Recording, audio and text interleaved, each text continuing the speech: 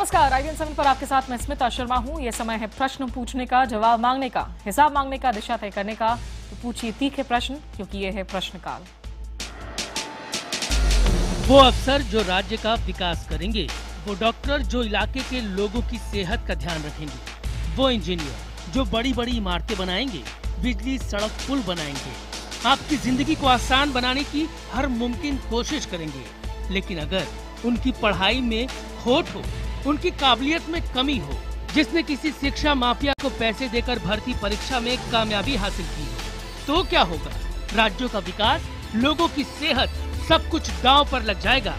मौजूदा दौर में भर्ती परीक्षाओं की हालत चौंकाती है, डराती है।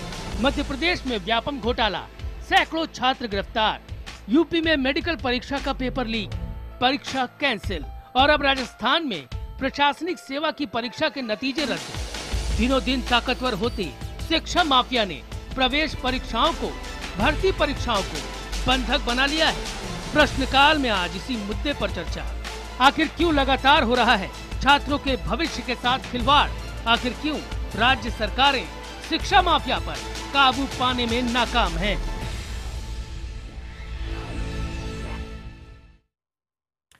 पहले मध्य प्रदेश में व्यापम घोटाला, अब राजस्थान में लोक सेवा आयोग की परीक्षा में धांधली के चलते परीक्षा रद्द। राजस्थान लोक सेवा आयोग के इतिहास में यह पहला मौका है जब RSC की प्री परीक्षा निरस्त की गई है। इस फर्जीवाड़े में अब तक 8 लोग गिरफ्तार किए गए हैं। वैसे इस फर्जीवाड़े का खुलासा भी काफी दिलचस्प है। दरअसल परीक्षा परिणाम आने के बाद पता चला कि टॉप 50 छात्रों में से 32 एक ही जाति और जिले के थे। इनमें खुद सरगना और उसकी पत्नी भी शामिल थी। दरअसल गिरोह के सरगना ने पेपर हासिल कर अपने रिश्तेदारों को बांटे थे। यही वजह थी कि सरगना के एक रिश्तेदार की 5 बेटियां टॉप 20 में आई थी। सवाल यह कि इतने बड़े स्तर पर धांधली होती आखिर कैसे है? क्या राज्य सरकारों को इसकी भनक नहीं लगती? आज प्रश्नकाल में यही है चर्चा का विषय। मध्य प्रदेश, उत्तर प्रदेश के बाद अब राजस्थान में भी भर्ती घोटाला, और इसी से पैदा होता है आज का सवाल कि राज्य सरकारों की नरमी से ही पनपते हैं शिक्षा माफिया। तो आप अपनी राय हमें SMS के जरिए दे सकते हैं। टाइप कीजिए PKP स्पेस Y अगर आप इत्तेफाक रखते हैं, और अगर आपका जवाब नहीं है तो टाइप कीजिए PKP स्पेस N और भेज दीजिए इसे 51818 पर। तो मेरे और आपके सवालों का जवाब देने के लिए प्रश्नकाल में हमारे साथ हमेशा की तरह मौजूद है एक विशेष पैनल। दिल्ली से जुड़े हैं UPSC के पूर्व chairman retired lieutenant general Surendra Nath, Gurgaon से हमारे साथ है समाजशास्त्री पुष्पेश पंत, और लखनऊ आपको लेकर चलेंगे जहां से उत्तर प्रदेश के पूर्व DJP विक्रम सिंह हमारे साथ मौजूद हैं। लेकिन इस चर्चा को शुरू करने से पहले हम दर्शकों की राय और सवाल को शामिल करेंगे। सोशल वेबसाइट फेसबुक पर विनय यादव ने लिखा है कि इसमें किसी न किसी तरह से मंत्रियों की मिलीभगत होती है और इसीलिए ऐसे मामलों में राज्य सरकार नरमी बरतती है। वहीं माइक्रो ब्लॉगिंग साइट ट्विटर पर अमिताभ श्रीवास्तव ने लिखा है कि शिक्षा केंद्र सरकार के अधीन होनी चाहिए, जिससे कि शिक्षा माफियाओं को खत्म किया जा सके। अमृतसर से अशोक भसीन ने फोन पर अपनी राय दी है। सुनते हैं अशोक का क्या कहना है। सबसे पहली जो इलेक्शन के दौरान बोला था कि हमारी सबसे पहले प्रायोरिटी होगी कि हम करप्शन को दूर करेंगे, लेकिन उसके बारे में किसी को कुछ नहीं पता। जब से प्रधानमंत्री आए कि कितने लोगों पे रेड हुए, कितने लोग पकड़े गए, कितने सरकारी कर्मचारी पकड़े गए। तो मेरा ये प्रश्न है कि 0 टॉलरेंस प्रधानमंत्री ने जो कहा था, ये इसके बारे में कब एक्शन लेंगे? तो जिस तरीके से हमारे दर्शक राय दे रहे हैं, सुरेंद्र जी, के सबसे पहले मैं आपके पास आ सकूं, UPSC के आप पूर्व चेयरमैन रह चुके हैं, अब कैसे देखते हैं इन एग्जामिनेशंस को? आखिर इनका लीक करना, पेपर लीक होना कितना आसान होगा जब तक कि राज्य की जो एडमिनिस्ट्रेशन है, राज्य की जो गवर्नेंस है, वो इसमें मिलीभगत ना करें?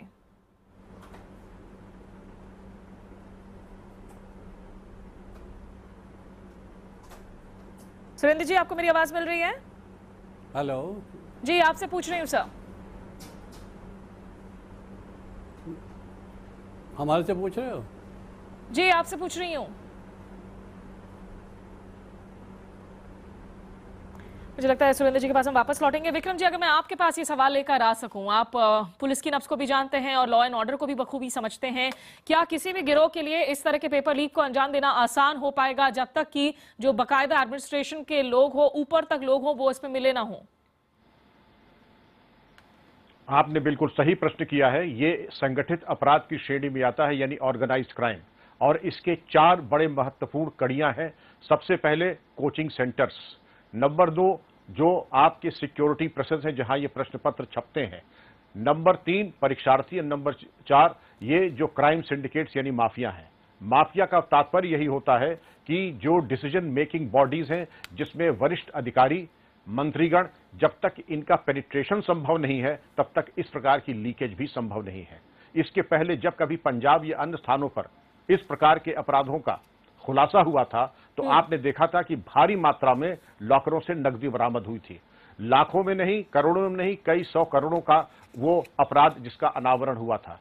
आप समझ सकती हैं कि इसके तार कहां तक जाते हैं। ये छोटा मोटा अपराध नहीं है, ये बहुत बड़ा संगठित अपराध है और जिसके लिए पहुंचने के लिए सीबीआई तक की सेवाएं अगर ली जानी चाहिए और ईडी की लेनी चाहिए तो उसको ली जानी चाहिए। लेफ्टिनेंट जनरल सुरेंद्र नाथ जो हमारे साथ वापस से जुड़ चुके हैं। सर, जब हम यूपीएससी की बात करते हैं या दूसरे जगहों में, अब हम राजस्थान की अगर हम बात करें, यहाँ प्रशासनिक सेवा के एग्जाम्स में पेपर लीक की बात करते हैं, कितने बड़े पैमाने पर जो है ये प्लानिंग हुई होगी इसे मुमकिन कर पाने के लिए कि पेपर लीक हो पाए?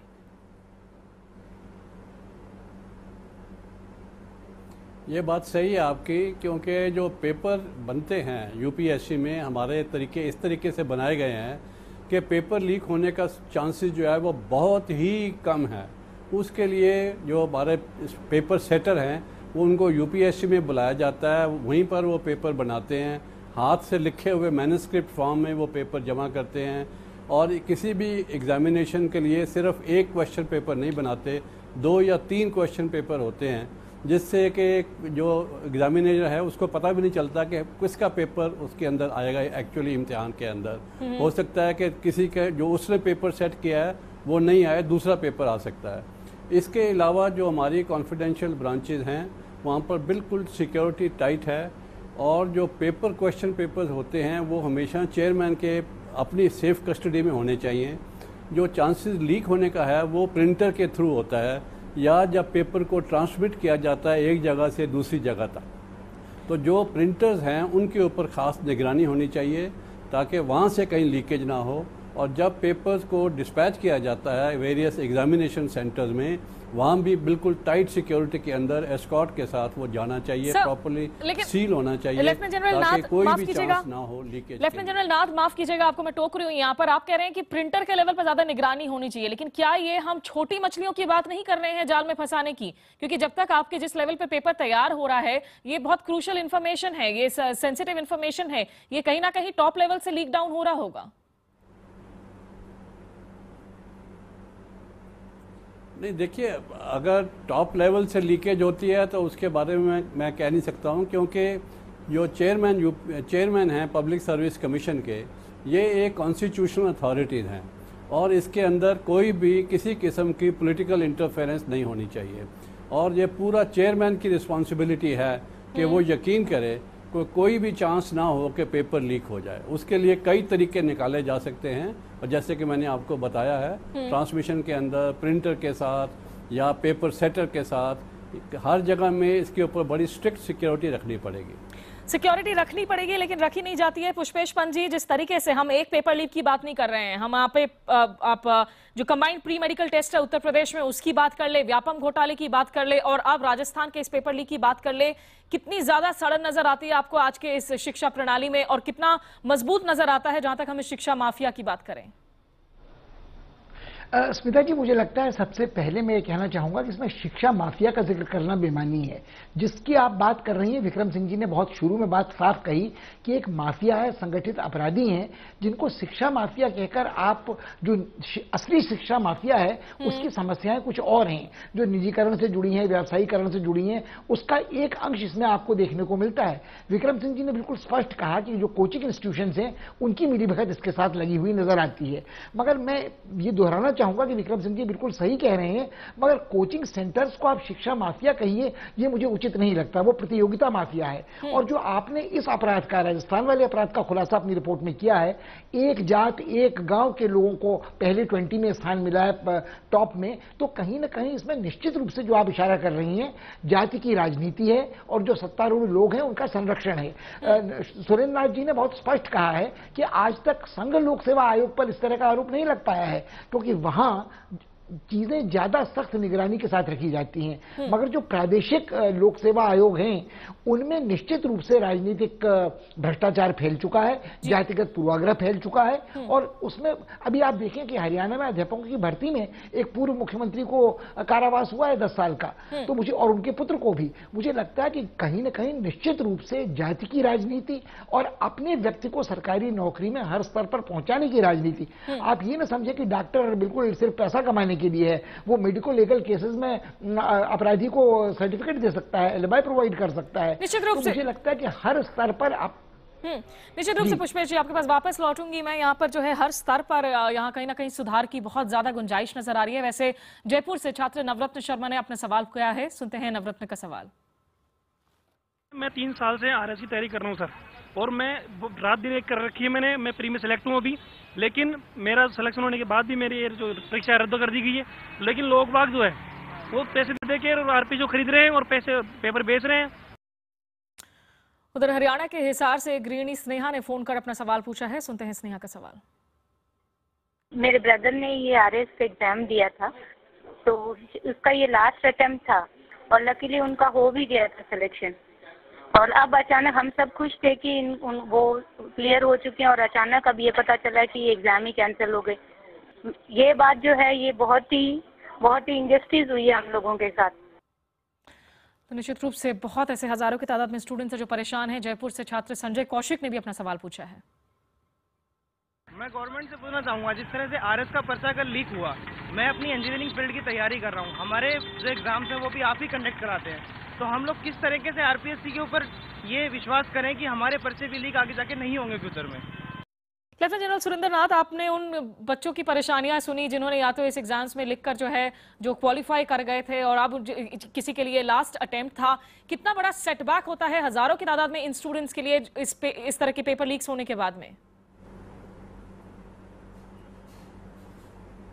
ये बात सही है आपकी, और अगर ये पेपर लीक हुए हैं, एक्चुअली ये चेक करना चाहिए, क्योंकि कई एक डाउट्स होते हैं जो कि घूमते रहते हैं, उनका काम ही यही है।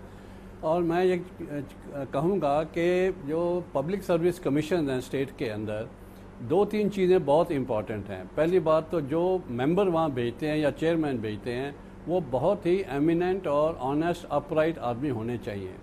दूसरी बात यह है कि जो प्रोसीजर वहाँ बनाए जाते हैं हर एक एग्जामिनेशन के लिए, वो इस तरीके से बनाए जाएं कि एक आदमी के हाथ में हो ही ना। कोई भी आदमी अगर ऐसा कोशिश भी करता है तो उसके ऊपर डबल चेक होना चाहिए ताकि किसी किस्म की लीकेज ना हो।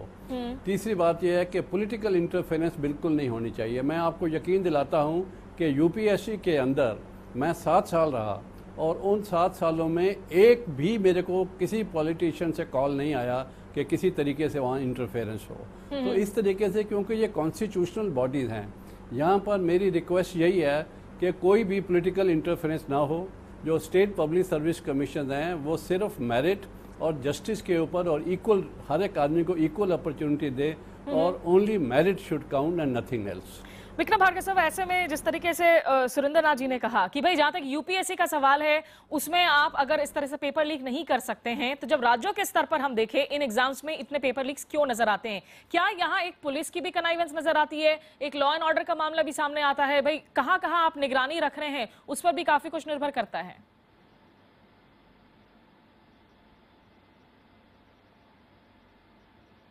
विक्रम जी, आपसे पूछ रही हूं मैं।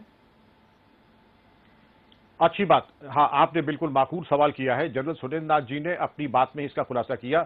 यूपीएससी की विश्वसनीयता अगर सर्वोच्च है तो उसके पीछे कारण है कि उन्होंने अपनी गुणवत्ता बनाई रखी, सत्यनिष्ठा के ऊपर निरंतर बल दिया गया। जो व्यावसायिक रूप से दक्ष लोग थे केवल उन्हीं की नियुक्तियां हुई। ये बात राज्य के जो लोक सेवा आयोग है, पब्लिक सर्विस कमीशन है, उनके बारे में नहीं कही जा सकती है। पुलिस को भी इसके बारे में अभिसूचना संकलन पर विशेष बल दिया जाना चाहिए। ऐसे संगठित गिरोह, क्योंकि ये बहुत स्पेशलाइज्ड क्राइम है, और ऐसे संगठित गिरोहों के ऊपर जो कि इस प्रकार के अपराधों के बारे में विशेषता हासिल की है, उनके ऊपर निगरानी रखें। जो कि गवर्नमेंट प्रेसेस, प्रिंटिंग प्रेसेस, जो कोचिंग इंस्टीट्यूशंस और जो पेपर लीक कराने में जिनकी एक महारत है, उनकी निगरानी खास तौर पर रखें।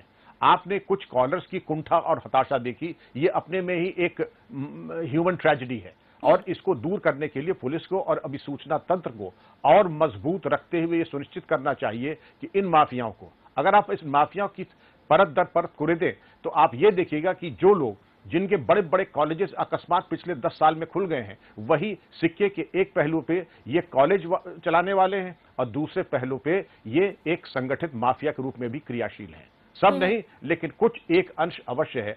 और यदा कदा इनके बारे में जानकारी और अभिसूचना यही आती है कि पेपर लीकेज में दूर से ही सही, रिमोट से ही सही, लेकिन इनकी संलिप्तता जग जाहिर है। तो ऐसे में यहाँ पर पुष्पेश पंत जी, वे फॉरवर्ड आपको क्या नजर आता है? क्योंकि हम जिन छात्रों की अगर बात करें, काफी सारे ऐसे एग्जाम्स है जो इन रेट्रोस्पेक्टिव पता चलता है कि भाई वहां पे पर्चा लीक हुआ था, आज एक गिरोह ने पर्चा लीक किया है, वो उस वक्त भी सक्रिय थे। तो जितने भी एग्जाम्स होते हैं, जाहिर सी बात है उन सब पर जो है आशंकाएं मंडराने लगती हैं। फिर स्मिता जी, मुझे लगता है 2-3 बातें बिल्कुल स्पष्ट हैं। सबसे पहले तो मैं अपने उत्तर के उस अंश में उनकी शंकाओं का समाधान करना चाहने का प्रयत्न करूंगा जो छात्रों ने अपनी कुंठाएं व्यक्त की हैं। मुझे लगता है यदि कोई ऐसी परीक्षा निरस्त होती है तो जो बेचारे ईमानदार परिश्रमी छात्र या तो उस परीक्षा में पास हुए थे या परीक्षा खारिज होने से उनका भविष्य अधर में लटक गया है, उनको सरकार ने आश्वासन देना चाहिए कि यदि उनकी उम्र की सीमा पार हो रही है तो उनको एक छूट मिलेगी ताकि वो दूसरी परीक्षा में पुरानी तैयारी के साथ भाग ले सकें। एक पक्ष तो ये है। दूसरा पक्ष ये कि जनरल साहब जो बात कर रहे थे वो एक आदर्श बात है कि ऐसा होना चाहिए, सब मान्यता प्राप्त प्रतिष्ठित लोगों को लोक सेवा आयोग में भेजा जाना चाहिए। ऐसा होता नहीं है और न इसकी संभावना नजर आती है। अपने लोगों को उपकृत करने के लिए लोक सेवा आयोग के राज्य में अध्यक्ष नियुक्त किए जाते हैं, सदस्य नियुक्त किए जाते हैं और कुछ लोग यहाँ तक कहा जाता है कि पैसे देकर इन पदों पर जाते हैं और फिर अपनी कमाई के लिए उनको पेपर लीक करना तो छोटी बात है। एक और बात एक छात्र ने उठाई थी कि आप परीक्षा पास कर लें तो उसके बाद आपको नौकरी मिलने की कोई गारंटी नहीं है, उसके बाद साक्षात्कार बचा रहता है और उस साक्षात्कार में जो होता है वो तो पर्चा लीक करना भी नहीं है। मुझे लगता है एक और बात है, आज जितने बड़े पैमाने पर घोटाला आपने उद्घाटित किया है, अगर ये इतनी मूर्खता से नहीं किया गया होता कि एक ही गांव एक ही जाति के लोग पहले 20 स्थानों में होते, अव्वल घोषित होते, तो शायद पता ही नहीं चलता। कई बार ऐसा भी हो सकता है कि पर्चा लीक हो और विक्रम सिंह जी बिल्कुल ठीक कह रहे थे कि यदि उसकी कलई नहीं खुली, भांडा नहीं फूटा तो परीक्षा तो दूषित वैसे ही हो गई। जो मेरिट वाला लड़का था या लड़की थी उसकी तो भर्ती हो नहीं पाई और मुझे लगता है कि जो अयोग्य भ्रष्ट था उसकी भर्ती हो गई। तो ये कहीं ना कहीं मुझे लगता है कि इसमें आगे क्या किया जाना चाहिए। विक्रम सिंह जी ने सुझाया था कि पुलिस का काम अपराध के प्रकट होने के बाद सजा दिलाना मुजरिम को नहीं है, अपराध को रोकना भी है। तो शायद कहीं ना कहीं इसमें कुछ कानूनी संशोधन जरूरी होंगे ताकि इनको चंगुल में रखा जा सके। अब दुर्भाग्य ये है कि जो शिक्षा माफिया इसके साथ जुड़ा है उन पर वापस आऊंगी मैं आपके पास में। यहाँ पुष्पेश जी आपको रोकना चाहूंगी, इनफैक्ट इन सुझावों पर हम और भी आप लोगों से कमेंट्स लेंगे। फिलहाल कुछ और दर्शकों के सवालों को हम शामिल करते हैं। भोपाल से नेहा वर्मा ने अपना सवाल पूछा है, सुनते हैं नेहा का सवाल। मैं MBBS फाइनल स्टूडेंट हूँ। व्यापम ने अचानक से मुझे आरोपी बना के निकाल दिया गया। जब इतना बड़ा फर्जीवाड़ा कई सालों से चल रहा था तो सरकार आंखें बंद करके क्यों बैठी थी? और आज अचानक मुझे, जब मैं अपनी डिग्री कंप्लीट करने जा रही हूँ, तो मुझे अचानक से आरोपी बनाकर निकालने का हक किसने दिया? मेरा दोष सिद्ध हुए बिना मुझे निकालने का हक किसने दिया? पीलीभीत से GS परिहर ने फोन पर अपनी बात कही है। यहाँ यूपी में पूरे शिक्षा माफिया छाए हुए हैं, जिन कई स्कूलों में, छोटे छोटे देहातों में 5 तक की मानता है और 8 तक की मानता है। वो लोग 12वीं तक की क्लास चलाते हैं और वो दूसरे फिर इंटर कॉलेजों में अटैच कराते हैं। उधर फेसबुक पर नदीम सिद्दीकी ने लिखा है कि शिक्षा माफिया को राज्य सरकार उम्र कैद या फांसी आखिर क्यों नहीं दिलवाती, यानी कि और कड़े कानून की बात की जा रही है यहाँ पर। विक्रम भार्गव जी, क्या एक दिक्कत ये भी है, अब हम अगर व्यापम घोटाले की बात करें, हम 2007-2008 के टाइम फ्रेम की बात कर रहे हैं। अब एक मंत्री को भले ही उसमें मामले में गिरफ्तार किया गया हो, लेकिन उस वक्त कुछ छात्र जो सही में मेरिट के बेसिस पर शायद क्वालिफाई किए हो, आज उन पर भी तलवार लटक रही है। तो ये जब देर से आप कार्रवाई करते हैं तो मामला और ज्यादा जो है कहीं ना कहीं कॉम्प्लिकेट हो जाता है।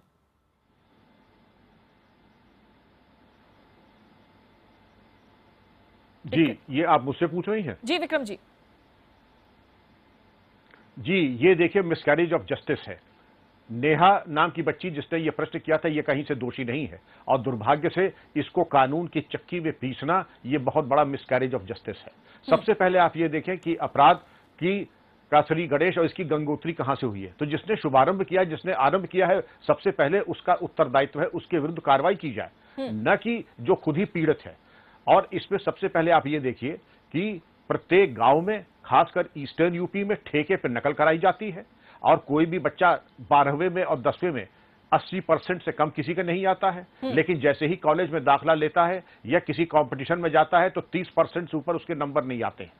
तो लाउड स्पीकर पे नकल कराई जाती है, निश्चित रूप से मास कॉपिंग कराई जाती है। विक्रम जी माफ कीजिएगा, यहाँ रोक रही हूँ, वक्त की कमी है। आखिरी कमेंट्स 30 सेकंड में लेना चाहूंगी। लेफ्टिनेंट जनरल सुरेंद्र नाथ, एक सबसे बड़ा इमीडिएट जो है प्रायोरिटी क्या होना चाहिए सुधार लाने के लिए?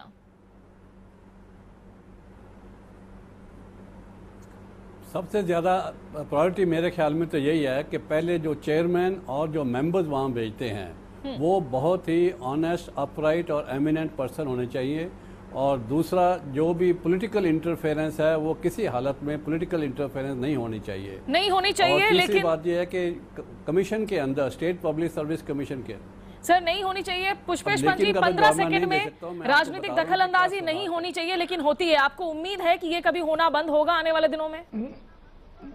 मुझे बिल्कुल उम्मीद नहीं है। जैसा विक्रम सिंह जी कह रहे थे, अधिकांश विधायक और सांसद ही ऐसे होते हैं जो अपने निर्वाचन क्षेत्रों में कमाई करने के लिए ऐसे कॉलेज चला रहे हैं जहां अयोग्य छात्र पैदा होते हैं जिन्हें प्रतियोगिता में पास करने के लिए इस तरह पर्चा लीक कराने की जरूरत पड़ती है। चलिए, निश्चित रूप से इस पूरे के पूरे सिस्टम में जो सड़न है वो बेहद ही चिंताजनक है किसी भी देश के लिए जहां पर इतने ज्यादा तादाद में जो है आज युवा मौजूद हैं। बहुत बहुत शुक्रिया आपका पुष्पेश पंत, विक्रम सिंह और साथ ही साथ सुरेंद्र नाथ जी इस चर्चा में हमारे साथ जुड़ने के लिए। बात आज के सवाल पर SMS के जरिए मिली लोगों की राय की। हमने सवाल किया था कि क्या राज्य सरकारों की नरमी से ही पनपते हैं शिक्षा माफिया? अभी तक मिले जवाबों के मुताबिक हमें 80% लोगों ने हाँ में जवाब भेजा है, जबकि 20% लोग ने ऐसा नहीं मानते हैं। जाहिर सी बात है इस पूरे के पूरे सिस्टम में यहाँ पर बेहद ज्यादा सुधार की जरूरत है, क्योंकि दर्जन भर जो है मुट्ठी भर छात्रों को मुनाफा करने की कोशिश में हजारों छात्रों के जो भविष्य है उसके साथ ये बहुत बड़ा खिलवाड़ कहीं ना कहीं जारी है जब जब ऐसे अहम एग्जाम्स में पेपर लीक के खबरें सामने आते हैं। ये था आज का प्रश्नकाल। अब अगले हफ्ते सोमवार रात 8 बजे फिर मिलेंगे एक नए मुद्दे के साथ। अगर आप हमारे साथ इस कार्यक्रम में जुड़े तो बहुत बहुत शुक्रिया। नमस्कार।